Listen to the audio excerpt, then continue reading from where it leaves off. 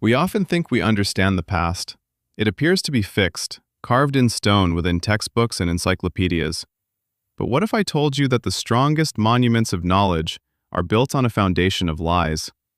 That entire eras, heroes, and even the laws of nature as we envision them are just cleverly crafted illusions. In this series, we won't simply retell familiar facts. We will dissect them. We will embark on a journey through 30 myths, from animal behavior to great discoveries, from the lives of monarchs to the quiet misconceptions that dwell in our minds. And each chapter will not just be an exposure, it will be an invitation to see how much more complex, astonishing, and dramatic reality is compared to any mythical story, no matter how beautiful. Myth number 1, the tale of the lone hunter. For centuries we have painted its image with the same strokes, a sly, reddish shadow gliding through twilight, a cunning and devious loner whose mind is sharp as its fangs. The fox. The star of countless fables, from Aesop to La Fontaine, a symbol of cunning and selfish calculation. We see it in children's books as it tricks a simple-minded crow, and in documentaries where it silently stalks a mouse in a snowy field. Culture has etched an unbreakable stereotype in our minds. The fox is the eternal outcast, a genius of survival who needs no one. Its world is a one-actor show where it is both the director and the main character, while everything else is merely props or prey. This portrayal is so simple and convincing that we accepted it as an axiom. We believed that its reddish fur was a hermit's cloak, and its piercing bark was the cry of a creature doomed to eternal solitude. We thought we grasped its essence, confining it within the comfortable and familiar archetype. We applauded its cunning, unaware that there was something much more complex and touching beneath the surface. We were wrong. Horribly wrong. The truth hidden from the casual observer is far more surprising. Forget the image of the solitary genius.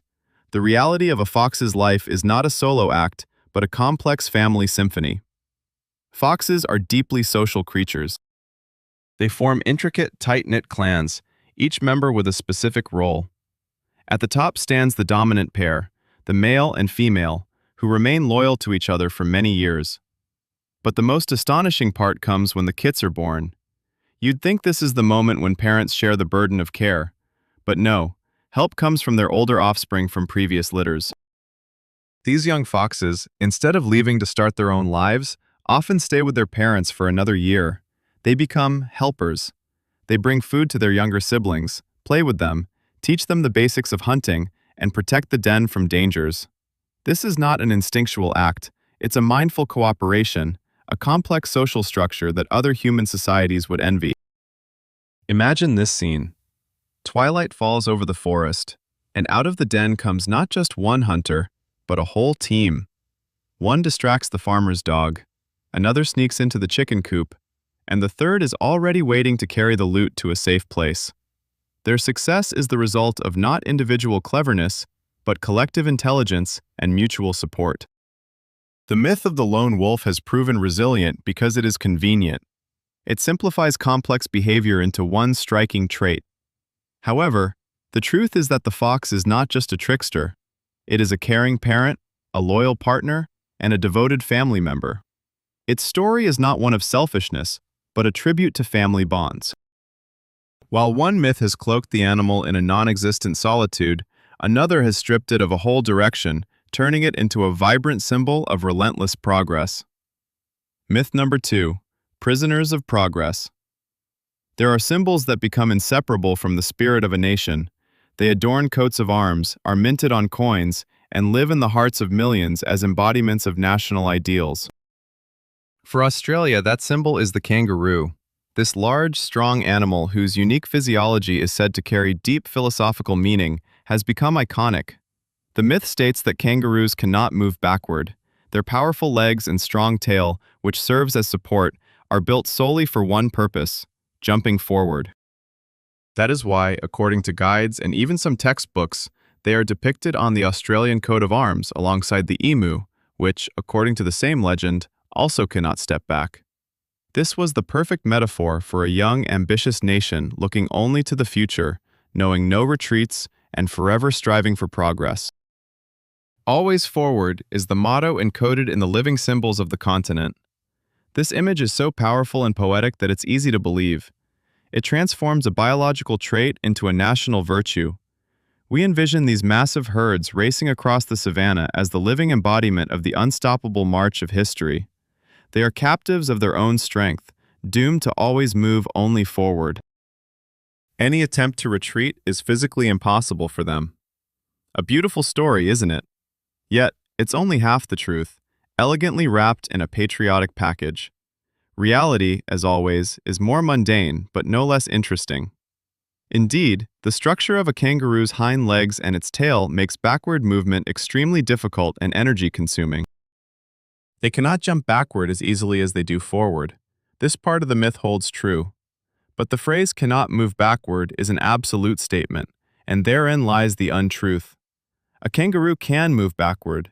It does so slowly and awkwardly, shifting its large feet one at a time and relying on its tail like a third leg.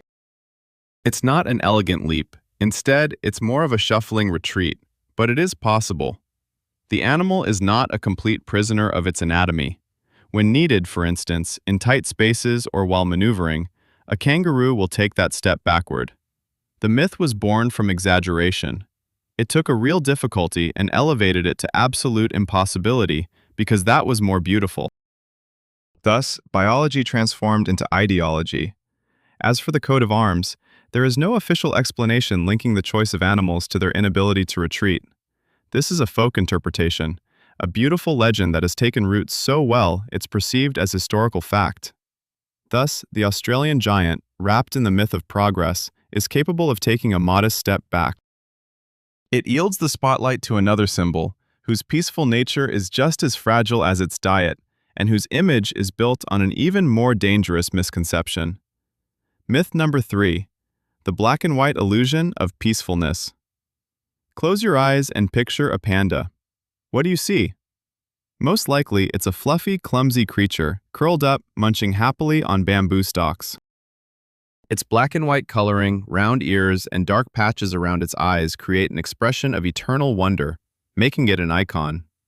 This living stuffed toy, symbol of the World Wildlife Fund, embodies tenderness and vulnerability. We tend to think of pandas as strict vegetarians whose diet consists solely of bamboo. Their apparent slowness and calmness have cemented their reputation as the most peaceful and harmless bears on the planet. Legend has it that a panda will never attack a human, that its nature is pure friendliness, unmarred by even a hint of aggression. We watch videos of them tumbling and playing in zoos, and our hearts melt. They seem like perfect beings, incapable of violence. This myth is so comforting it has become almost an axiom. It allows us to believe there is a corner of absolute kindness in the wild, untouched by the cruel laws of survival. But this black and white idol is a dangerous illusion. The truth is, a panda is a bear. Not a stuffed one, but a real bear, belonging to the family Ursidae. And like any bear, it has powerful jaws capable of crushing hard bamboo stalks with enough force to break a human bone. It has long, sharp claws designed for more than just climbing trees. While 99% of their diet does consist of bamboo, pandas are not strict vegetarians. They are omnivores. If given the chance, they won't hesitate to eat small rodents, birds, or carrion. Their digestive system, inherited from their carnivorous ancestors, is much more suited for processing meat than plant fibers. But perhaps the most critical point is their temperament. Pandas are territorial and primarily solitary animals. In the wild, a meeting between two males often ends in a fierce fight. The myth of their absolute peacefulness toward humans shatters when faced with facts. Numerous cases of panda attacks on people have been recorded, both in captivity and in the wild. Most often, this occurs when a person invades their territory, provokes the animal, or attempts to enter their enclosure. The consequences of such encounters can be serious: deep lacerations and fractures. A panda is not seeking conflict, but if it feels threatened for itself or its offspring, it will defend itself with all the ferocity of a bear. The myth of the cuddly giant has proven not just to be false, but also dangerous, instilling a false sense of security. And while the myth of the panda crumbles under the weight of its own jaws, The next legend breaks apart under the gaze of a bird that has been viewed for centuries as a symbol of mindless panic and intellectual emptiness. Myth number 4. The feathered giant with an empty head. Its name has become synonymous with foolishness and cowardice. The ostrich. The largest bird on the planet, a champion runner among bipeds, yet it is the subject of countless jokes and caricatures. The main myth that has haunted it for centuries claims that, when faced with danger, the ostrich buries its head in the sand. This image has become so ingrained in culture that the phrase, "to bury one's head in the sand," has become a synonym for self-deception and escaping problems. We envision this absurd scene, a massive body sticking up from the ground with a tiny head supposedly hidden in the sand, naively believing that if I can't see anyone, then no one can see me. This legend paints the ostrich as a phenomenally stupid creature whose brain, according to another popular misconception, is smaller than its eye. We believe this because it is amusing. It flatters our human ego, allowing us to look down on this giant yet supposedly primitive being. We accepted that its incredible speed is merely a compensation for a complete lack of intelligence. This image of a primitive giant, incapable of adequately responding to threats, has taken root so deeply that we stopped asking questions. But we should have, because behind this caricature lies a completely different creature. Let's start with the head in sand notion. Ostriches never do that. This myth likely originated from observations by the Roman historian Pliny the Elder, who misinterpreted the bird's behavior. In reality, ostriches dig holes in the sand for their nests. Occasionally, they lower their heads into the nest to turn the eggs with their beaks. From a distance, it might appear as if the bird has indeed buried its head in the ground. Another explanation? By crouching low to the ground to hide from a predator, the ostrich, with its natural camouflage, attempts to blend in with the landscape. Its long neck and small head become nearly invisible, and from afar, it seems only the body remains. But this is not an act of stupidity. It is a clever camouflage tactic. And what about intelligence? The claim that an ostrich's brain is smaller than its eye is true. Its eyeball does reach 5 centimeters in diameter, making it the largest among all terrestrial vertebrates. However, brain size is not a direct indicator of intelligence. The intelligence of ostriches is comparable to that of many other birds. They are capable of learning, recognize their caretakers on farms, display curiosity, and possess a complex social structure. They are not geniuses of the avian world, but neither are they the empty-headed creatures they are often portrayed to be. Their main weapon is not flight, but rather their powerful legs, whose kick can deliver a lethal blow even to a lion.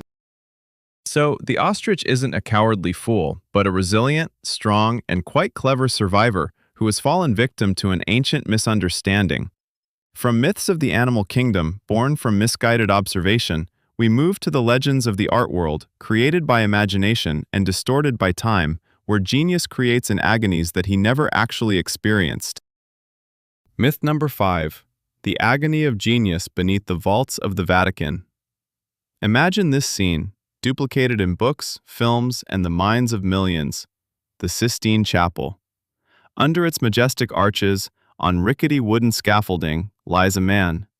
Day after day, month after month, year after year. This is Michelangelo Buonarroti, the greatest master of the Renaissance. Paint drips on his face, mingling with sweat.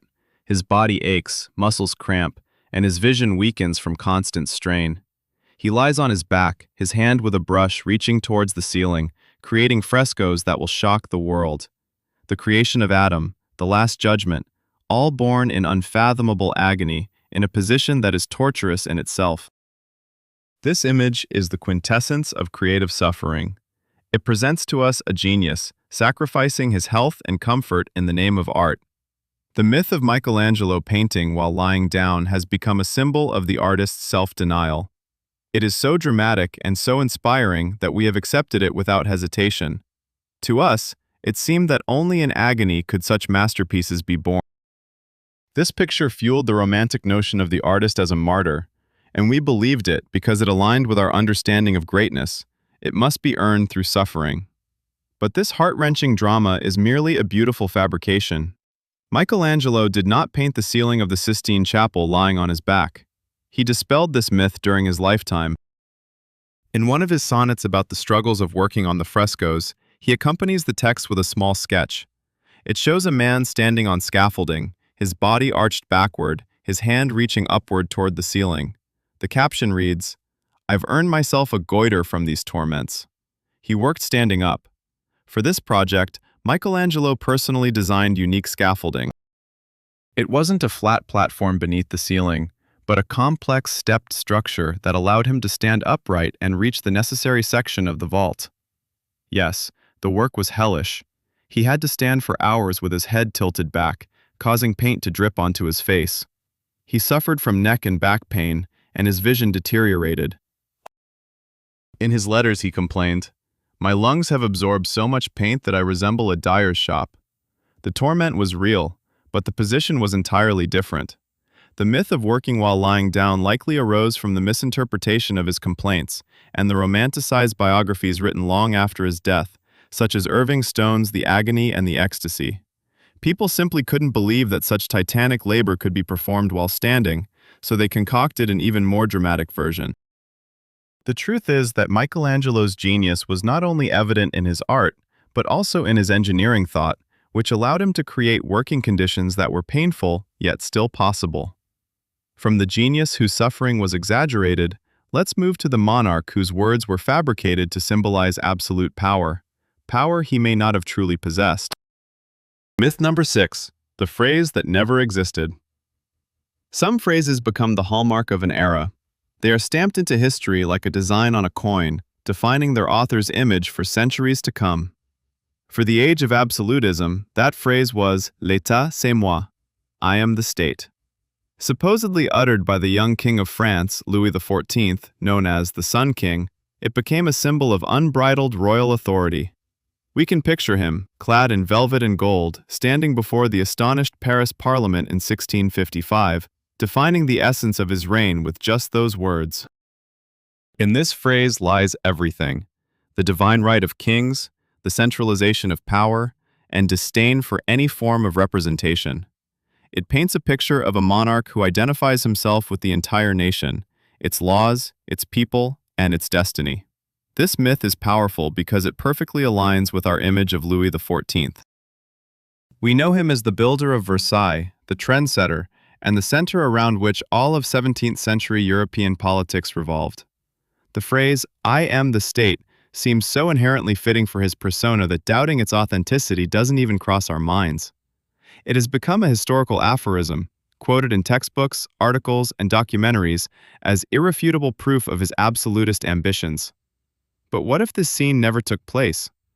What if the most famous words of the Sun King were never spoken?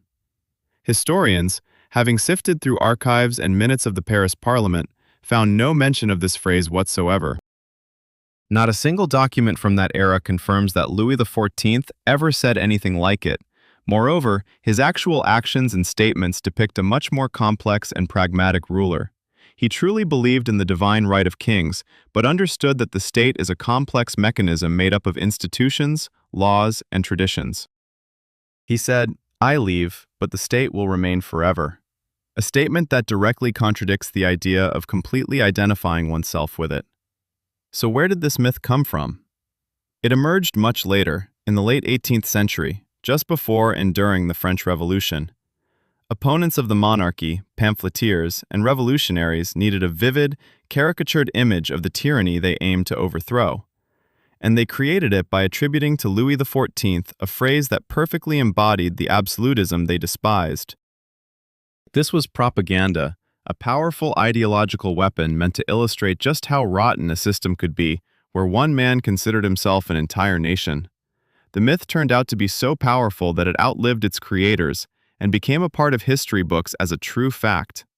This fabricated phrase defined the legacy of a real king. From the monarch whose reputation was built on lies, let's shift to the woman whose true greatness was hidden behind a sentimental image she herself despised. Myth number 7, the lady with the lamp and the mistruth. Her name is synonymous with compassion. Florence Nightingale, the lady with the lamp. In our minds, there's an unshakable image: the Crimean War, 1854.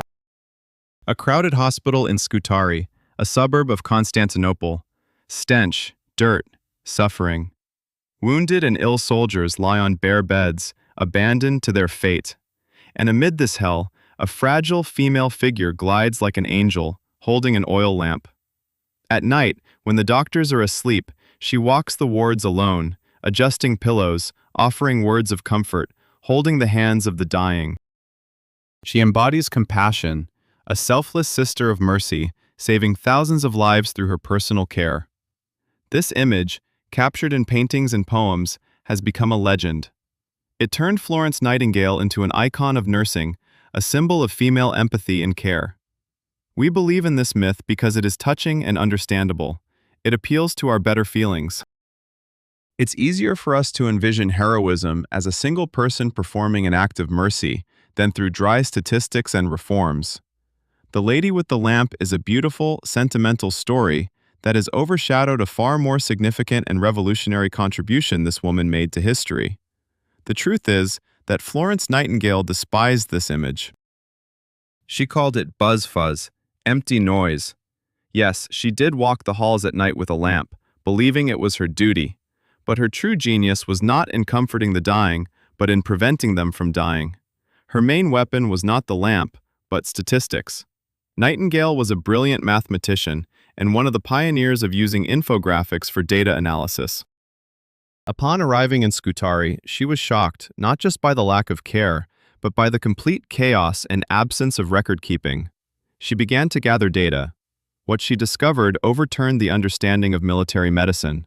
She demonstrated through numbers that the overwhelming majority of soldiers were not dying from battle wounds, but from diseases raging in the hospitals: typhus, cholera, dysentery. The cause was horrific sanitary conditions. Her famous polar area diagram, or Nightingale Rose, visually illustrated that the mortality from infections far exceeded battle casualties. Armed with this data, she returned to London and began a war not with an enemy army, but with British military bureaucracy. She demanded not more nurses, but clean water, ventilation, proper sanitation, nutritious food, and organized hospitals. She succeeded in establishing the Royal Commission on Health in the Army and essentially laid the foundations of modern military hygiene and sanitation. Her reforms saved hundreds of thousands of lives, transforming the approach to medicine worldwide. Yet history remembers her as a sentimental figure with a lamp, rather than as a tough reformer holding a chart. From a woman whose true contributions lay in science, we turn to a man whose ascetic image concealed a privileged past and a conscious choice. Myth number 8. The Saint from the Merchant Caste. He appears before us in a familiar guise, a thin, almost emaciated figure in a simple hand-woven dhoti, holding a bamboo staff. Mohandas Karamchand Gandhi. His name has become synonymous with asceticism, non-violent resistance, and spiritual purity. We see him sitting at a spinning wheel, a symbol of simplicity and self-sufficiency, or leading the salt march, barefoot, humble, surrounded by fellow simple folk. The legend paints him as a man rising from the lowest ranks, a saintly poor man who experienced hardship from birth and thus felt his people suffering deeply. This myth of Gandhi the ascetic, always alien to material wealth, is convenient.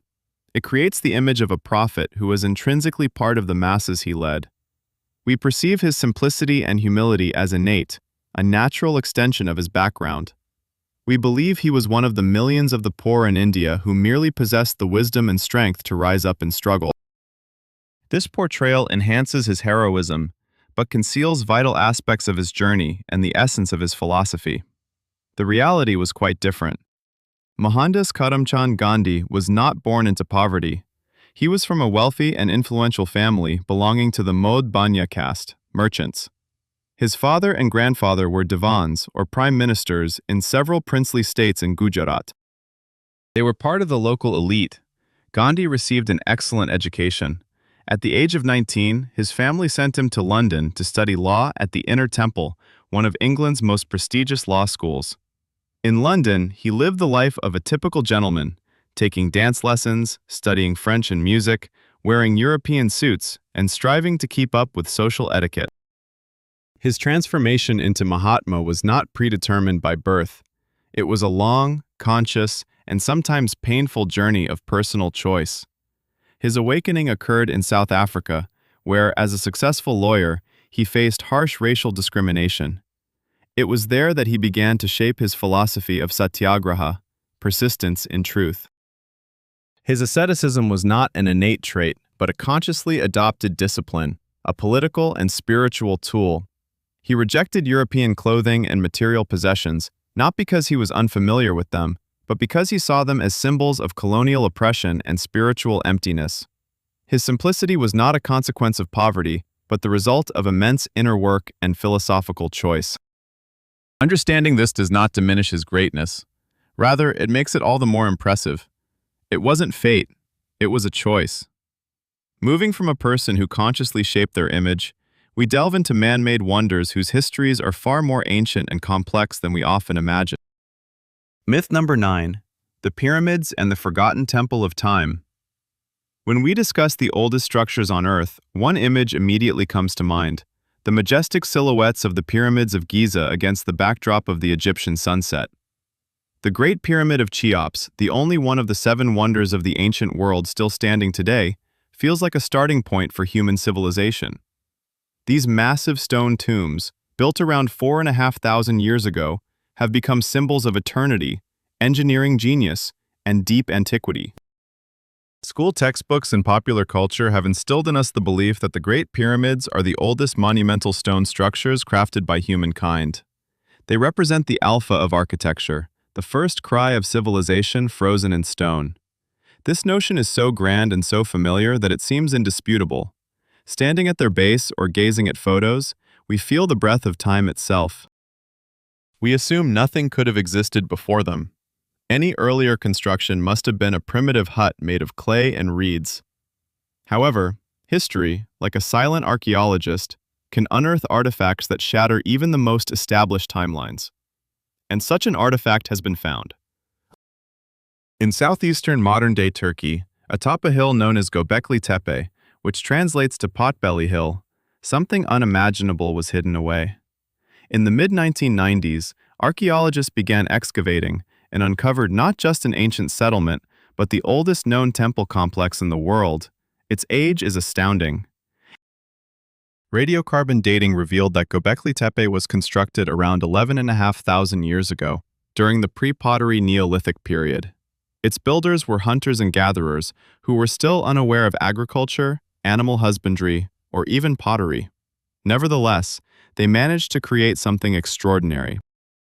The complex consists of numerous round structures, each dominated by massive T-shaped stone pillars weighing tons, adorned with intricate carvings depicting animals: foxes, boars, snakes, and scorpions. These aren't dwellings. They are a monumental ritual center whose construction demanded coordinated efforts from hundreds of people. Göbekli Tepe predates the pyramids of Giza by about 7,000 years. 7,000 years. More than the entire written history of humankind, from the invention of writing in Sumer to today. This temple upends our understanding of civilization's development. Previously, it was believed that people first mastered agriculture, settled down, built cities, and only then, as a consequence, developed complex religions and monumental architecture. Göbekli Tepe suggests the opposite. Perhaps it was the desire to collaboratively construct such a grand sanctuary that led nomadic hunters to unite, settle in one place, and ultimately transition to agriculture. So, the pyramids, despite their grandeur, are not a dawn, but rather the midday of monumental construction. The true dawn of human architecture rose 7,000 years earlier on a hill in the Turkish steppe. From this significant, though not the oldest structure, let's move to another one, which is not as cohesive as commonly portrayed. Myth number 10. The Great Wall of Divided Borders. It winds through mountain ridges like a stone dragon and, as one famous myth claims, can even be seen from the moon. The Great Wall of China. In our minds, it's a single, continuous structure, a titanic project initiated by the first emperor of a unified China, Qin Shi Huang, in the 3rd century BCE. We picture an unbroken wall stretching for thousands of kilometers, built and rebuilt by various dynasties over the centuries. This image is grand. One nation, one wall, one goal: protection against northern barbarians. This portrayal is so deeply rooted in public consciousness that it has become a symbol not only of China, but also of the very idea of an impregnable boundary, the great barrier between civilization and chaos.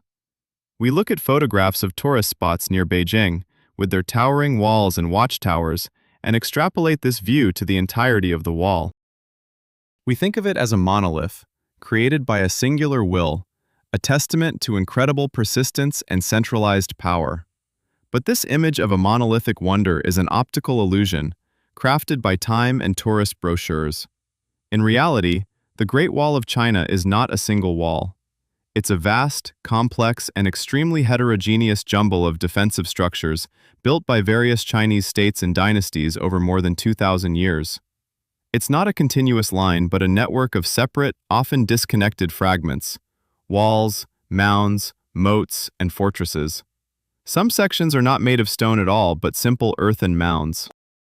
Others have long crumbled into dust and are only detectable in aerial photographs. What Qin Shi Huang built was primarily a connection of pre-existing walls erected by warring kingdoms. Most of his wall was made of tamped earth and hasn't survived. The sections we know today, with their brick facings and majestic towers, were constructed much later during the Ming Dynasty, from the 14th to the 17th centuries CE. It was the Ming engineers who perfected the construction technology, but even their wall was not continuous. It utilized natural barriers like mountains and rivers and had many gaps. The idea of one wall is more of a concept than a physical reality. It is a collective term for the entire system of northern fortifications in China. And, of course, it can't be seen from the moon. This myth is a modern invention that has been debunked by all astronauts who have orbited the moon.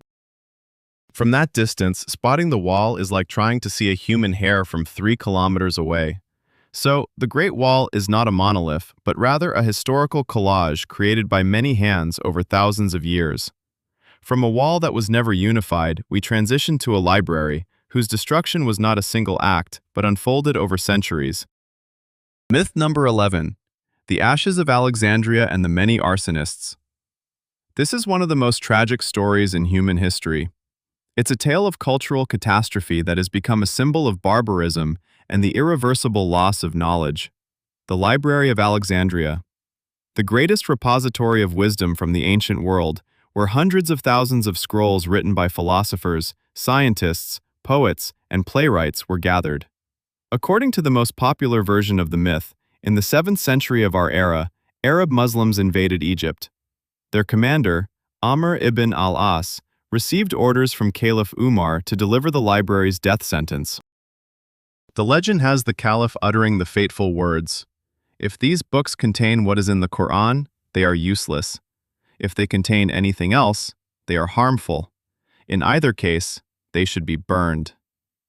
Thus, priceless scrolls, a treasure of human thought, were used for 6 months as fuel to heat the baths of Alexandria. One act of fanaticism, and the ancient world plunges into darkness as we forever lose access to its greatest secrets. This story horrifies and fascinates. It is so dramatic and so clearly divides the world into the light of enlightenment and the darkness of ignorance that it has become almost an evangelical parable for defenders of knowledge. We believe in it because it offers a simple explanation for complex processes of decline. It's easier to blame one villain than to acknowledge that greatness dies slowly and painfully. However, this narrative, as it has come down to us, is almost certainly a lie.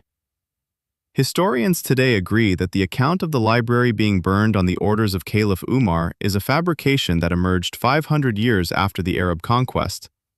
Its author was the Christian bishop Gregory Bar Hebrew, who likely used this plot in his polemical writings. Early Muslim and Christian chronicles describing the conquest of Egypt do not mention this barbaric act at all. So, what really happened to the Great Library? The truth is that it did not have a single murderer. It was a slow decline that stretched over 7 centuries. The library suffered from a series of catastrophes. The first major blow was dealt in 48 BCE, when Julius Caesar, during the Alexandrian War, set fire to the Egyptian fleet. The flames spread to the city, and part of the storage facility located at the port was burned. Later, in the 3rd century CE, Emperor Aurelian destroyed the Bruchion district, where the main portion of the library was situated, while suppressing a rebellion. By the end of the 4th century, with the establishment of Christianity as the state religion, persecutions against pagans began. In 391 CE, by order of Patriarch Theophilus, the Serapeum, which housed the subsidiary library, known as the Daughter Library, was destroyed. By the time the Arabs arrived in the 7th century, very little remained of the former glory of the Library of Alexandria. It was reduced to ruins and memories. The Arab conquest did not encounter a treasure trove of knowledge, but rather its ghost. Therefore, the demise of the greatest library of antiquity was not an instantaneous tragedy, but a long story of decline caused by wars, fires, religious fanaticism, and, importantly, a simple lack of funding. From the library that gradually vanished, let's turn to the desert, which, contrary to popular belief, is not the largest in the world. Myth number 12. The Sahara and ice giants at the edge of the world.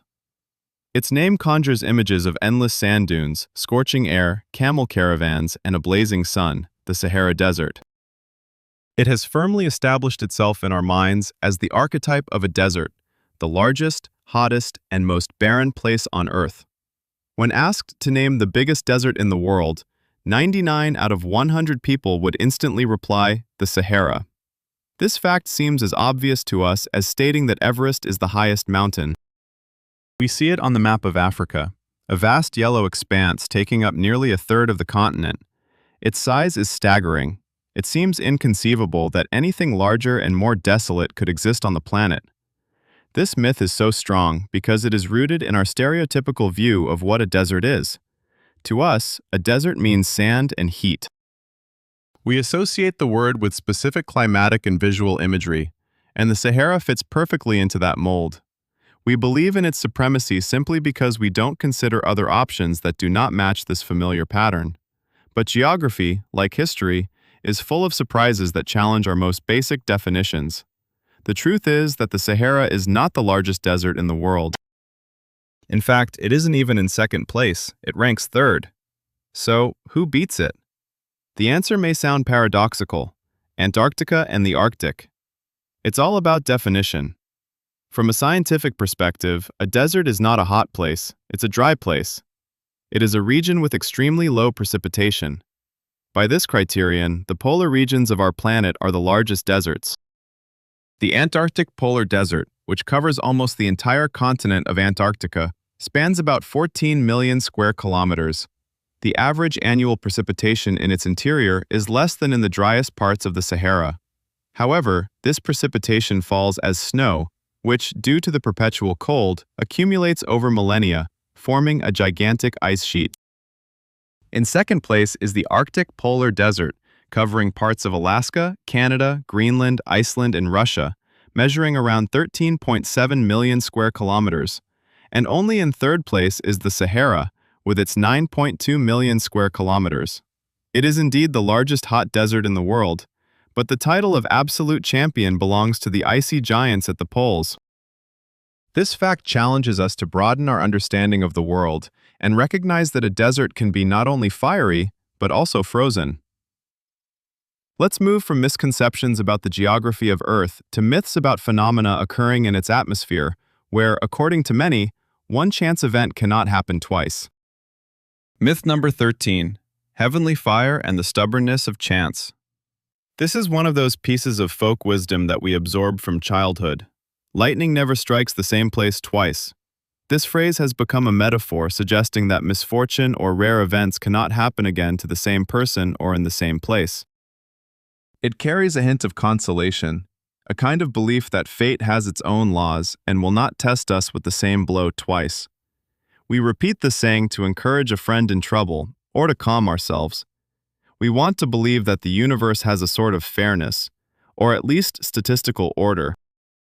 The chance of being struck by lightning is already incredibly low, and a second strike seems like something out of fiction, a violation of all laws of probability.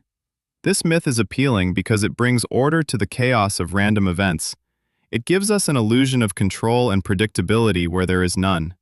We cling to it like a life buoy in an ocean of uncertainty. But nature does not conform to our metaphors, and lightning, unfortunately, is not acquainted with our sayings. The reality is that lightning not only can strike the same place twice, but it does so constantly. Moreover, it prefers to strike the same locations. Tall structures, skyscrapers, radio towers, mountain peaks, are natural lightning rods for it. For instance, the famous Empire State Building in New York is struck by lightning an average of 23 to 100 times a year. It hits the same spot again and again. But perhaps this only applies to inanimate objects, and with people it's different? No. History provides at least one striking and tragic example that completely disproves this myth. His name was Roy Sullivan, and he was a park ranger in Shenandoah National Park in Virginia. Over the course of his life, from 1942 to 1977, he was struck by lightning 7 times. 7 times! This fact is recorded in the Guinness World Records. Lightning struck him in various situations, when he was in a fire lookout tower, driving a truck, fishing, and while camping. He lost a toenail, had his eyebrows singed, his hair on his head and chest burned, and received burns on his shoulders and legs. His case is extreme, yet irrefutable evidence that the saying is false. The chance of being struck again for someone who has already been hit by lightning is actually higher than for the average person, not because they attract lightning, but because their lifestyle or profession, such as working outdoors in storm-prone areas, increases their risks. Lightning not only strikes twice, but sometimes it shows a terrifying persistence. From the heavenly fire, which has been misunderstood, let's turn to heavenly water, whose nature has also led to many misconceptions. Myth number 14. Ice wanderers and crystal clear purity. They drift through the cold ocean waters like silent ice giants, icebergs. Calved from ancient glaciers, they carry the chill of polar caps and mesmerize us with their pristine beauty. We have a deep-rooted image of icebergs as sources of absolutely pure, fresh water. After all, they consist of snow that is built up over millennia, from a time when there were no factories or exhaust fumes. It seems logical that melting a piece of such ice would yield water in its purest distilled form. This myth has inspired numerous futuristic projects to tow icebergs to arid shores like California or the Arabian Peninsula to solve the drinking water crisis.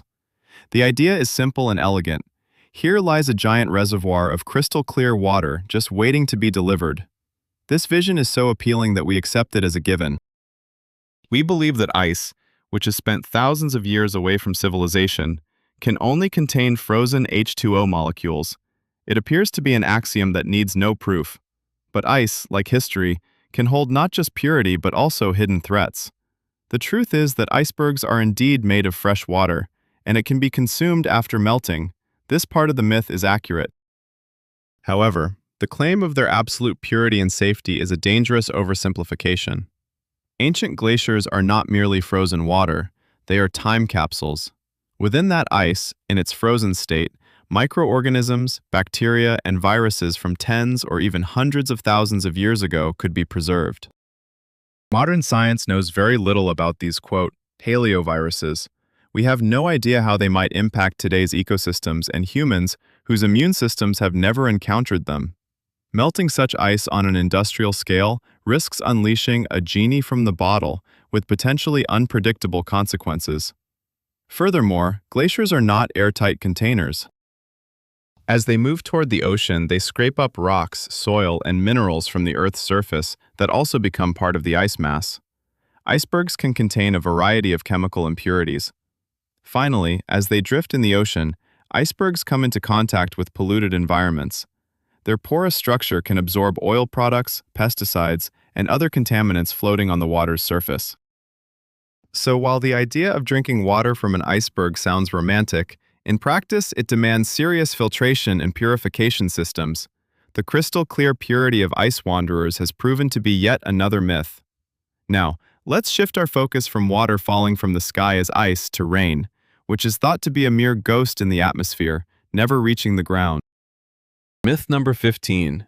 The ghostly rain that never touches the ground. In meteorology, there exists a term that sounds both poetic and mysterious: Dry rain. It ignites the imagination. We envision some kind of anomaly, a wonder of nature. Droplets fall from the sky but mysteriously vanish before reaching the ground. It seems like a rare and almost mystical occurrence where rain happens but leaves no trace, existing only as a visible mist in the air. This myth presents dry rain as something extraordinary, a quirk of the atmosphere that defies the usual laws of nature. We are captivated by this mystery. It adds a touch of magic to the otherwise dull science of weather.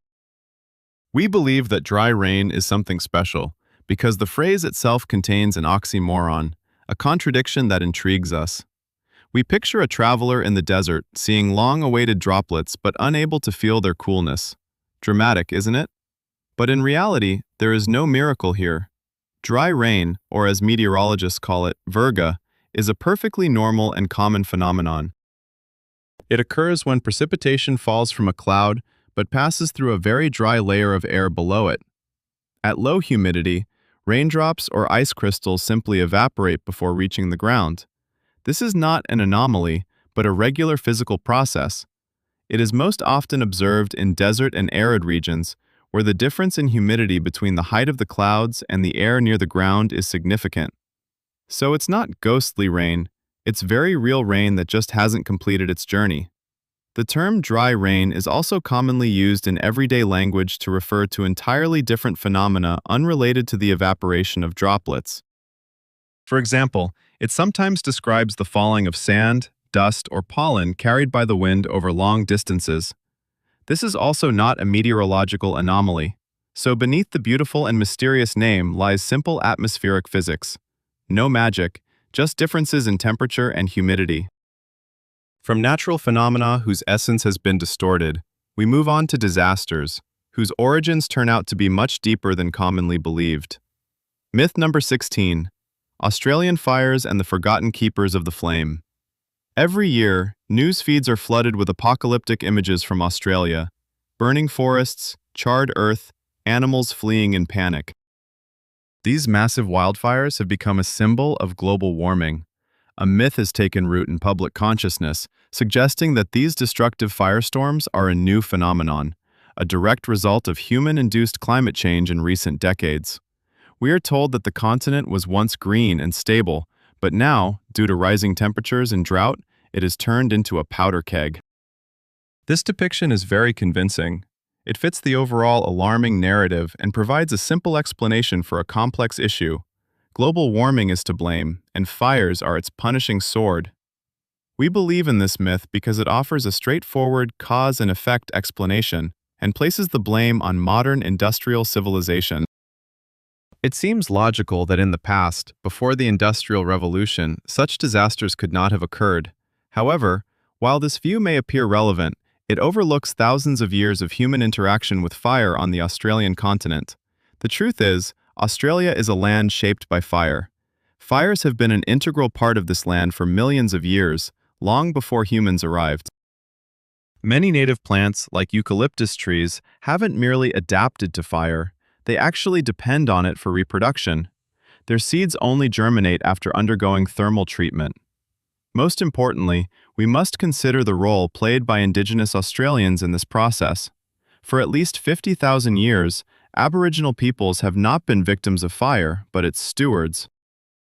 They practiced what is known as fire farming or cultural burning, which involved the complex system of controlled, low-intensity fires set at specific times of the year. These small fires served several purposes. They cleared the land of dry underbrush and flammable debris, preventing the accumulation of fuel for future catastrophic fires. They promoted the growth of fresh grass, attracting animals for hunting, and they made movement easier through thick vegetation. Essentially, Indigenous Australians created a mosaic landscape with varying degrees of burn, which was much more resilient to large, uncontrolled fires. With the arrival of European colonizers, this ancient practice was outlawed. The new owners of the continent viewed fire solely as an enemy to be extinguished. As a result, for 2 centuries, Australian forests accumulated vast amounts of deadwood and litter. When fires did occur, they became the fiery storms we witness today. Global warming undoubtedly exacerbates the situation by prolonging droughts, but it is not the root cause. Rather, it has acted as a catalyst layering on top of the issues caused by the abandonment of thousands of years of indigenous knowledge. Now, shifting from fire, which turned out to be a tool rather than an enemy, let's explore practices that are often regarded as universally beneficial, yet can harbor hidden dangers. Myth number 17. Yoga and the illusion of absolute safety. Yoga presents itself as a panacea for the body and spirit in today's stressful world. This ancient practice promises flexibility, strength, mental calmness, and inner harmony. Promotional brochures and fitness bloggers paint an idyllic picture, people in beautiful poses against a sunset backdrop, their faces reflecting serenity. The myth has gained traction that yoga and stretching are completely safe and universally beneficial practices with no contraindications. It's believed that the more you stretch, the healthier you become, and that any pain felt during the process is good pain, an indication of growth and self-overcoming. This myth is very appealing. It offers a simple and accessible solution to many problems, from back pain to anxiety. We want to believe that there is a system of exercises that works for everyone and can bring nothing but benefits. The idea that such a harmonious and natural practice could be harmful seems absurd. We trust in its 100% effectiveness because it is associated with health, mindfulness, and spiritual development. However, the human body is a complex and individual mechanism, and what may be a remedy for one person can be poison for another. The truth is that yoga, like any other physical activity, has its contraindications and risks. Incorrectly performing asanas, especially under the guidance of an inexperienced instructor or while learning from videos, can lead to serious injuries. Ligament sprains, meniscus damage, spinal misalignments, and even microstrokes due to compressed cervical arteries in certain inverted poses. But the main danger lies in the individual characteristics of the body. There's a condition known as joint hypermobility, an innate weakness of connective tissue that makes joints overly mobile. For people with this syndrome, intense stretching is not just useless, it's extremely harmful. It further destabilizes already loose joints, leading to chronic pain, dislocations, and early osteoarthritis. These individuals, in pursuit of flexibility dictated by trends, cause irreparable harm to their bodies.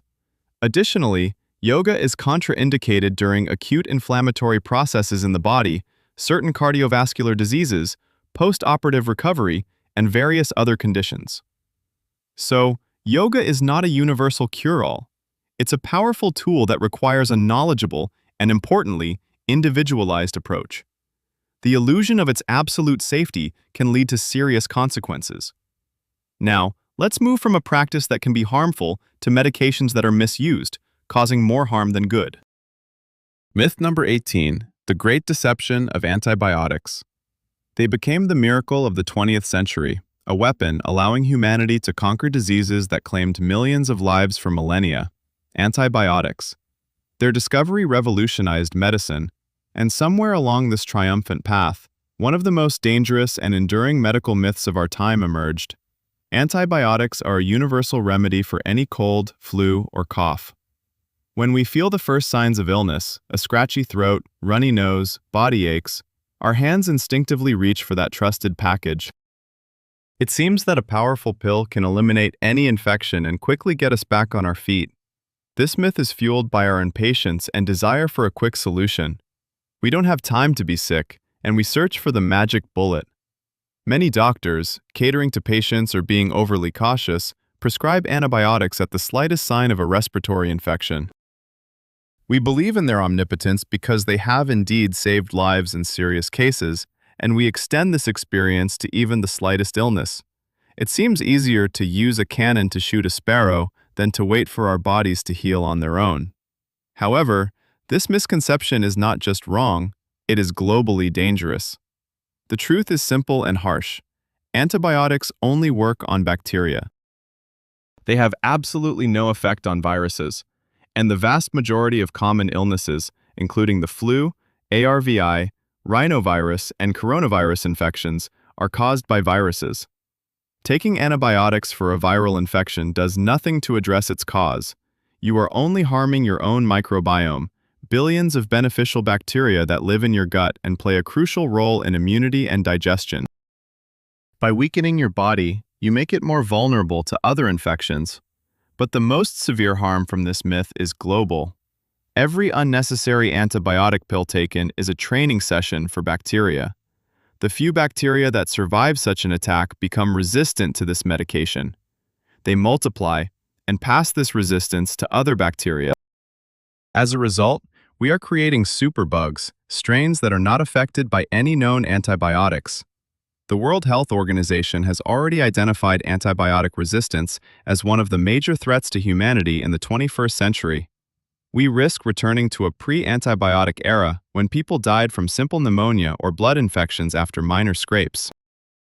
Thus, taking antibiotics for a cold is not just pointless but also extremely harmful, undermining the very foundations of modern medicine. From bodily illnesses treated incorrectly, let's move to the ailment of the soul, which many still refuse to consider a real illness. Myth number 19. Depression and the shadow of simple sadness. In the lexicon of human emotions, there is a word that has lost its true weight due to overuse: depression. We say, "I am depressed" when we feel sad because of bad weather, when we are upset about work failures, or when we are simply tired. A dangerous myth has taken root in common consciousness. Depression is no more than intense sadness, a sign of weak character, laziness, or pessimism. It is believed that a person in this state simply needs to pull themselves together, cheer up, or think positive thoughts. This myth is very convenient for others. It shifts the responsibility away from them and allows for simple yet useless advice.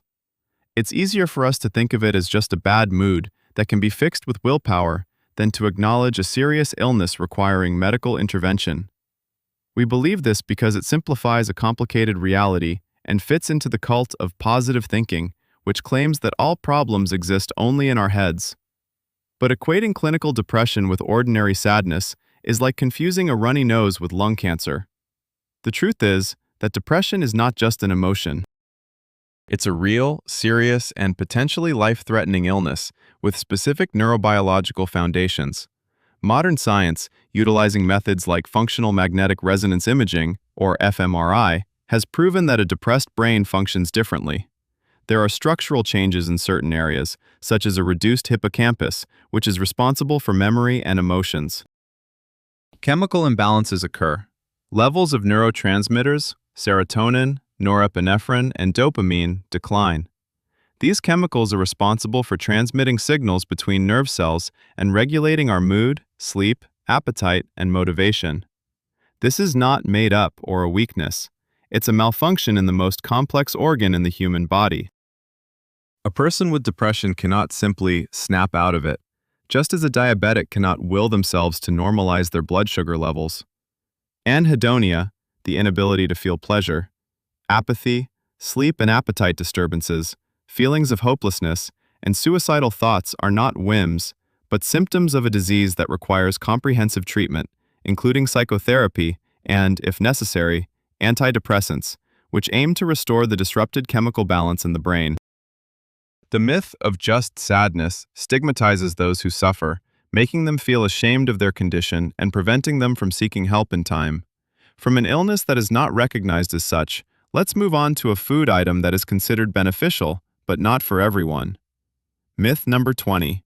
The gluten-free trend and a grain of truth. Gluten-free products have filled supermarket shelves and trendy cafe menus. Bread, cookies, pasta, cereals. Today, it seems that any product can be found in its gluten-free version. A whole cult has formed around this diet, supported by celebrities and wellness gurus. The myth that gluten-free foods are inherently healthier for everyone has taken root. It's believed that avoiding gluten, a protein found in wheat, rye, and barley, aids in weight loss, improves digestion, boosts energy, and even clears up skin.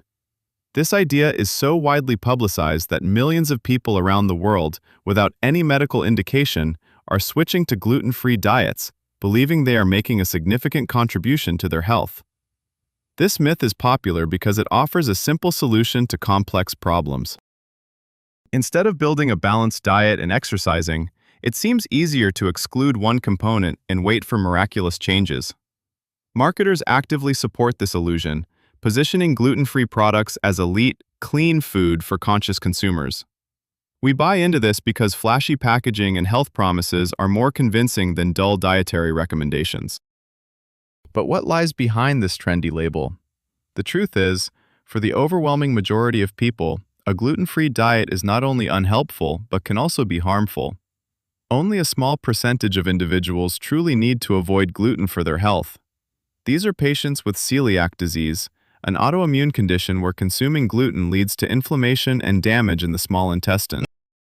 There are also people with wheat allergies or non-celiac gluten sensitivity. However, for the rest of the population, over 95%, gluten is completely harmless.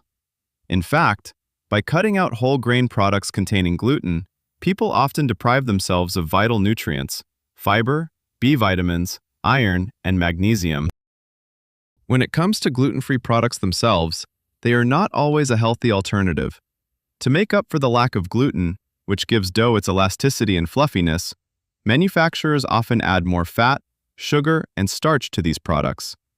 As a result, gluten-free cookies can be much more caloric and harmful than their regular counterparts. So for a healthy person, switching to a gluten-free diet is nothing more than an expensive and pointless trend that lacks any scientific basis. Now, let's move from health myths that can be harmful to ancient superstitions whose origins are much more mundane than we might think. Myth number 21. The yawning demon and the sign of the cross. This is one of those automatic gestures passed down through generations. When a person yawns, their hand instinctively flies to their mouth to cover it, sometimes even making the sign of the cross. When asked why, many, especially older generations, will confidently respond, to prevent the devil or an evil spirit from entering through the open mouth. This myth is a living remnant of ancient beliefs that has survived to this day. It paints a world filled with invisible forces that wait for moments of human vulnerability to invade the body and seize the soul. A yawning person with an open mouth is like a house with an open door, an invitation for dark forces. The sign of the cross acts as a protective charm, a magical lock intended to secure that door. This belief persists because it appeals to our subconscious fear of the unknown. It provides a simple, albeit irrational, explanation and an equally straightforward ritual means of protection. In a world filled with dangers, this small ritual offers a sense of control and safety. We continue to do it out of habit, even if we don't believe in demons, because that's what our grandmothers did, and there's something cozy and traditional about it. But stripping away the mysticism, where did this custom actually come from? There are several rational and historical explanations. First, hygiene. In past centuries, when people didn't have modern understandings of germs, they intuitively recognized that an open mouth could be a source or receptacle for germs. This became especially relevant during the Great Plague epidemics in Europe. There was a belief that the plague was spread through the air, and yawning was seen as a way to inhale the miasma. Covering the mouth was a basic precautionary measure. Second, etiquette. In many cultures, displaying an open mouth, teeth, and throat has been regarded as a sign of bad manners, savagery, and lack of upbringing. Covering your mouth when yawning is a simple rule of etiquette, just like covering it when coughing. As for the sign of the cross, the official Christian church never mandated crossing the mouth when yawning. This is purely a folk superstition that arose from a mix of pagan beliefs about evil spirits and Christian rituals. People simply used the most accessible symbol of protection, the cross, for a ritual that had entirely different everyday roots. So behind the fear of a demon entering one's body lies ordinary politeness and a concern for health. Now, from the demons that don't enter through the mouth, let's go to witches who flew on brooms, but not quite in the way we imagine. Myth number 22. The Witch's Flight and the Secret of Flying Ointment. The image of a witch flying on a broom to a witch's sabbath is one of the most vivid and recognizable in European folklore. A dark silhouette against a full moon, a pointed hat, a flowing cloak. This myth is captured in tales, engravings, and films. For centuries, people believed that the devil bestowed upon his followers the supernatural ability to defy gravity. The broom was not just a means of transportation, it symbolized their connection to dark forces, a magical artifact charged with infernal energy. This myth was so powerful that it became one of the main evidences in witch trials. Thousands of women, under torture, confessed to flying on brooms, leading to their execution. We believe in this image because it is visually striking and mysterious. It explains how witches could gather in remote locations for their rituals. The idea of supernatural flight fits perfectly into a worldview where magic and miracles were part of everyday reality. But what if these flights were real, but occurred not in the sky, but only in the minds of the so-called witches?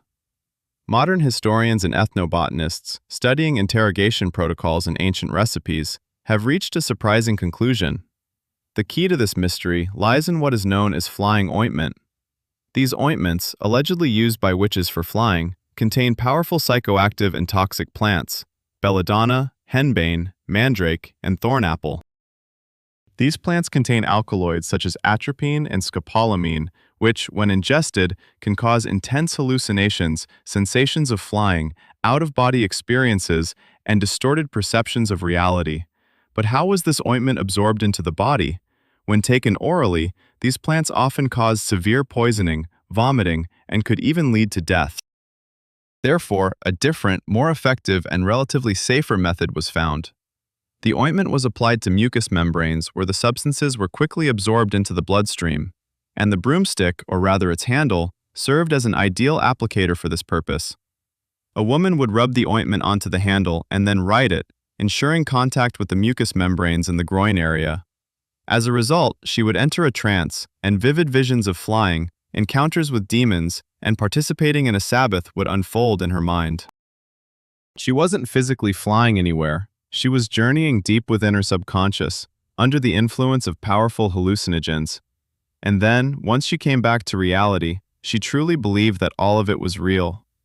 So, the myth of flying on a broomstick isn't a tale about devilish magic. It's a tragic story about pharmacology, altered states of consciousness, and the cruel ignorance that mistook hallucinations for a deal with Satan.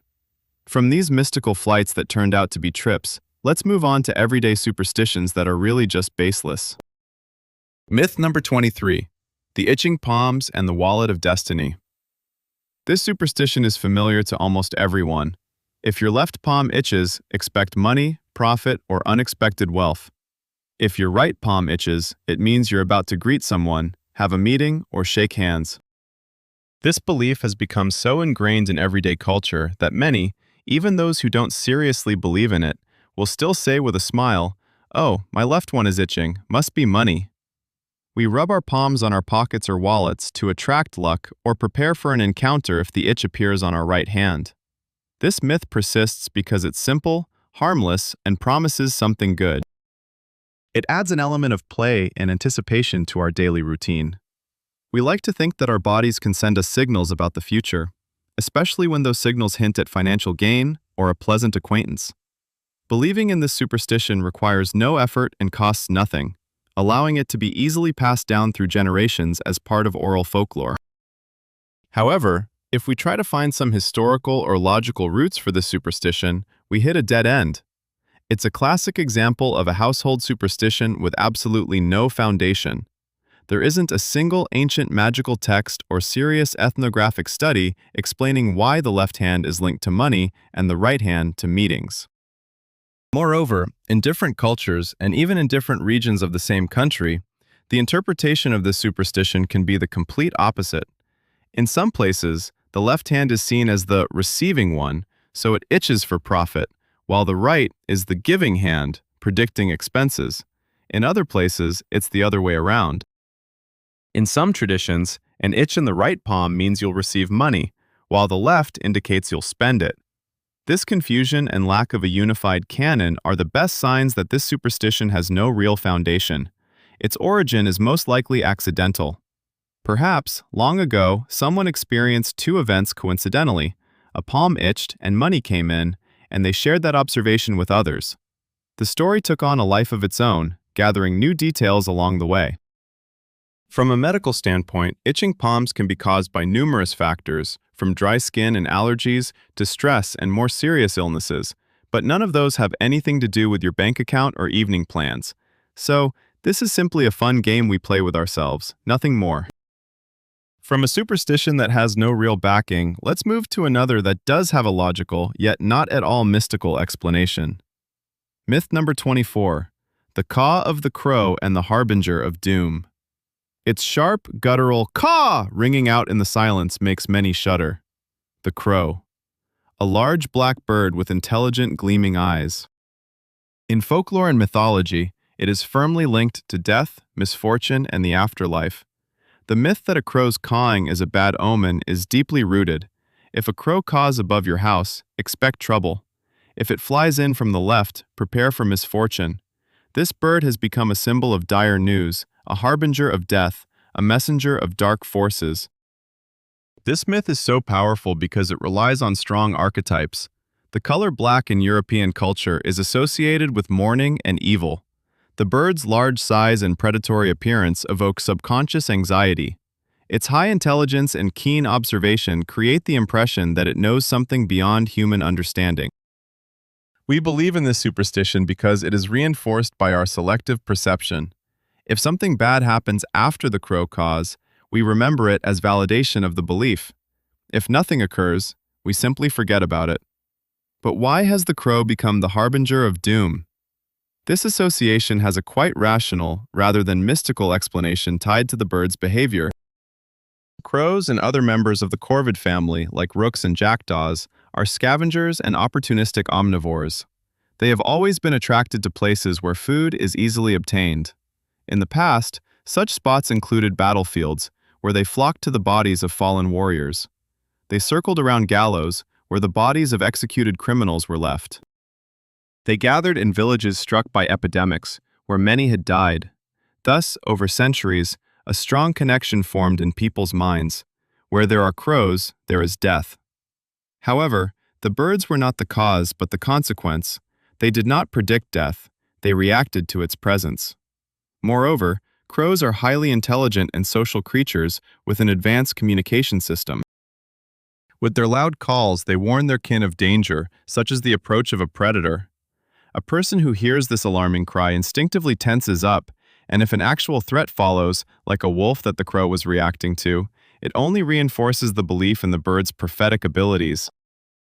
So the crow is not a mystical harbinger, but a pragmatic survivor and a good sentinel, whose reputation has been unfairly tarnished by its own feeding habits and high intelligence. From ancient superstitions, let's move to the world of science and pop culture, where the famous exclamation may have turned out to be just a beautiful legend. Myth number 25. The naked truth of Archimedes and the cry born of centuries. This is perhaps the most famous aha moment in the history of science. Ancient Greek city of Syracuse, 3rd century BCE. The story of Archimedes and the Eureka moment. The scientist Archimedes faces a challenging task from King Hiero II to determine if a gold crown has been mixed with silver without damaging the crown itself. While contemplating this problem, Archimedes steps into a bath. At that moment, as he notices the water level rise displaced by his body, a brilliant idea strikes him. He has figured it out. In a fit of excitement, he leaps out of the bath and, forgetting everything else, runs through the streets of Syracuse shouting, "Eureka!" which means, "I have found it!" This story has come to symbolize scientific insight, the moment when a complex problem is solved through a sudden, intuitive thought. The image of the naked scientist running through the city is so vivid and amusing that it has firmly established itself in our culture. We share this story with children to illustrate the power of thought. We believe in it because it humanizes the great genius, showing him capable of spontaneous and eccentric actions. It turns a dry scientific law into an engaging anecdote. But how much of this colorful scene aligns with historical reality? The truth is, despite its popularity, this story has questionable authenticity. It was first recorded by the Roman architect and writer Vitruvius in his treatise 10 Books on Architecture. The issue is that Vitruvius lived 200 years after Archimedes. No contemporaries of Archimedes or authors who lived shortly after him mention this incident. In Archimedes' own works, where he describes the foundations of hydrostatics in detail, there is also no mention of a bath or a city sprint. Historians believe that Vitruvius, who was not a physicist, may have simply invented this tale to explain a complex scientific principle in an engaging and accessible way. It was a sort of educational fable. Moreover, from a practical physics standpoint, measuring the volume of the crown through displaced water with enough precision to detect silver contamination would be extremely difficult using ancient technology. Even the slightest fluctuations in water and inaccuracies in measuring vessels would lead to significant errors. Archimedes likely used a different, more precise method, involving weighing the crown first in air and then in water, and comparing the difference to the weight of pure gold. He describes this method in detail in his work on floating bodies. So, while Archimedes did indeed discover his famous law, the colorful scene involving the bath and the exclamation, "Eureka!" is probably more of a brilliant example of ancient scientific publicity rather than a historical fact. Now, let's shift from an embellished ancient invention to a modern device whose creation has been attributed to the wrong person. Myth number 26. The mouse not born from apple. In the history of technology, there are moments that feel unchangeable. One of these is the birth of the personal computer as we know it today. And at the heart of this story is the company Apple and its charismatic leader Steve Jobs. In the public consciousness, a strong myth has taken root, that Apple invented the computer mouse and introduced it to the world alongside the revolutionary Macintosh computer in 1984. Advertising campaigns, Steve Jobs' presentations, and the very aesthetic of the Macintosh created the impression that the graphical interface and mouse were pure, untainted innovations from Cupertino.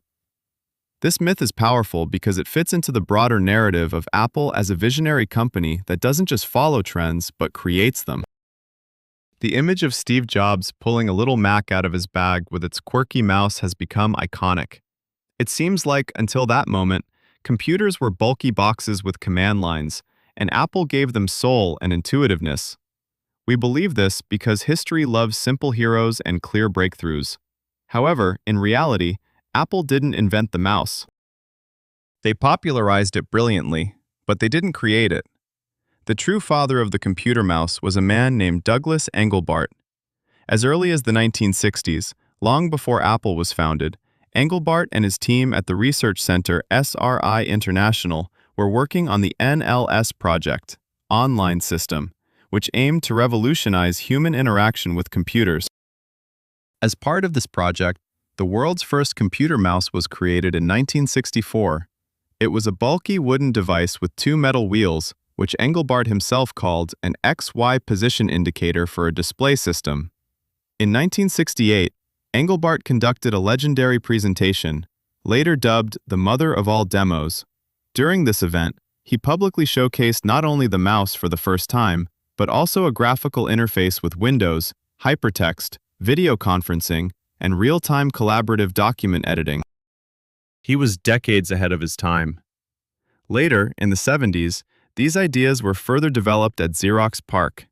It was there that Steve Jobs, during a visit in 1979, saw prototypes of computers featuring graphical interfaces and mice. Contrary to another myth, he didn't steal the idea.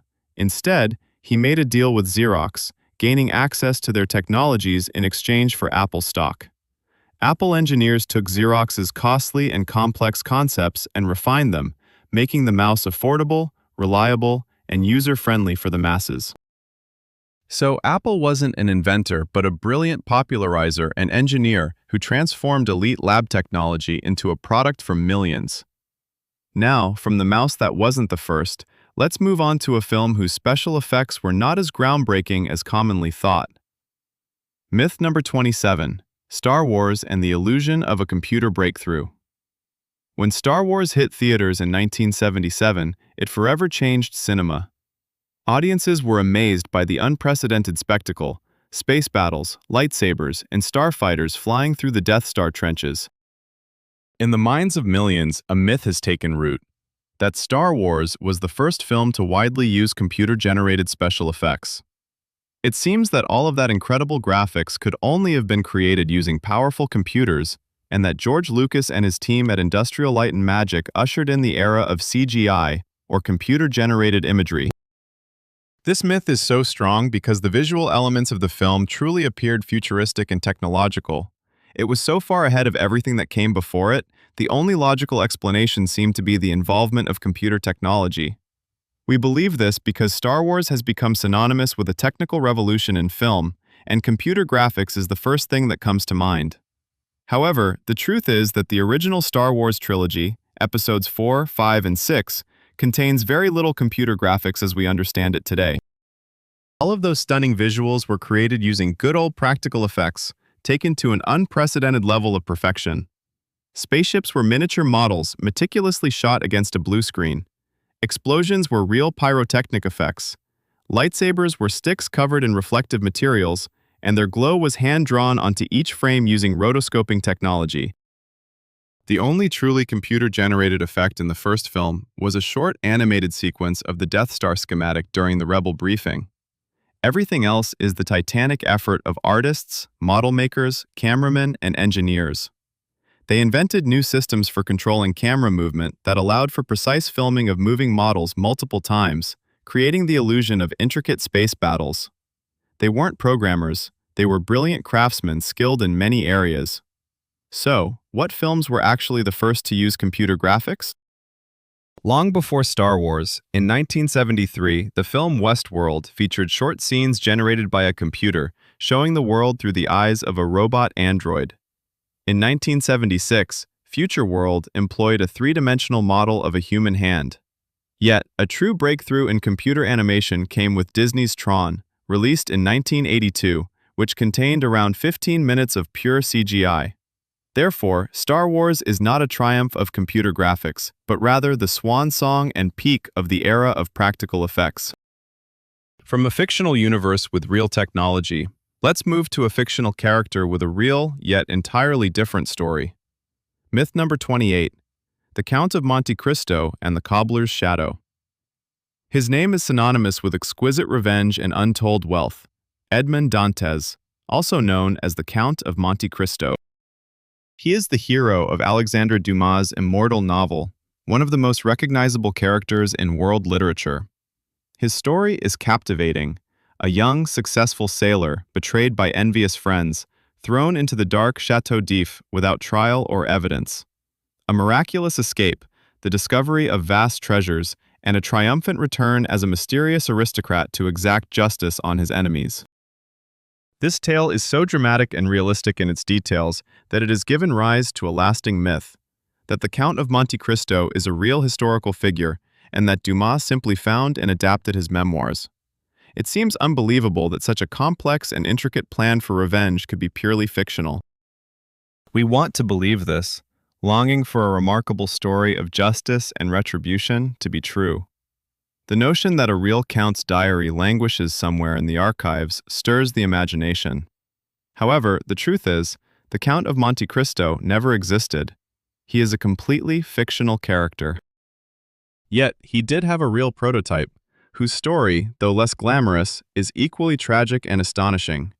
This man was not an aristocrat. He was a simple shoemaker from Nîmes named François Picot. Dumas discovered his story in the archives of the Paris police. In 1807, Picot was set to marry a wealthy woman. 4 of his friends, envious of his fortune, filed a false report, accusing him of spying for England. Picot was arrested and, without any due process, thrown into prison, where he spent 7 years. In prison, he befriended a wealthy Italian priest who, before dying, bequeathed him a vast fortune hidden in Milan. Upon his release in 1814, Picot received his inheritance and sought revenge. But his vengeance was far more brutal and bloody than that of the elegant count. He did not engage in complex financial schemes. He acted directly. He stabbed one of his tormentors with a dagger inscribed with Number 1. He poisoned another. He framed a third, who met his end on the guillotine. However, the conclusion of his story was not triumphant. The last remaining informer, realizing who was behind the attacks, kidnapped Picot, tortured him for a long time, and ultimately killed him. So, while Dumas based his story on real events of betrayal, imprisonment, and revenge, he altered the details completely, transforming a brutal shoemaker into an elegant and all-powerful aristocrat and granting him a victory that his real-life counterpart never had. Moving from myths of the past that turned out to be fiction, let's turn to myths of the recent past that many still consider to be reality. Myth number 29. The housing issue and the illusion of free happiness. For many who nostalgically remember the Soviet past, one of its main advantages is the solution to the housing problem. A powerful myth has taken root in the public consciousness. In the USSR, all apartments were free, and the government provided them to anyone in need. An idyllic picture is painted. A young couple registers their marriage, stands in line, and after some time, receives the keys to a brand new apartment in a panel building, completely free of charge. This system stands in stark contrast to the modern mortgage trap and seems to embody social justice.